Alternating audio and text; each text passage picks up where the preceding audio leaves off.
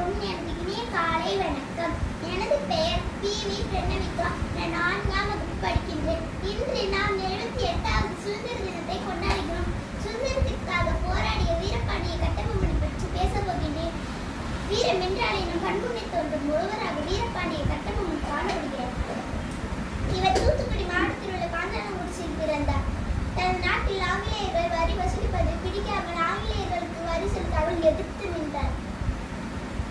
பல ஆங்கிலேயர்களை தனது வீரத்தால் வீழ்த்திய மாவீரன் வீரபாண்டிய கட்டபொம்மன் ஆவார். ஆங்கிலேயர்களில் ஒருவரான ஜாக்சன் துரை என்பவர் மூலமாக வீரபாண்டிய கட்டபொம்மனை சூழ்ச்சியில் சிக்க வைத்து சிறைப்பிடித்தவர். சிறைப்பட்டும் ஒருபோதும் பின்வாங்க மாட்டேன் என்று வீரத்தோடு இருந்தார்.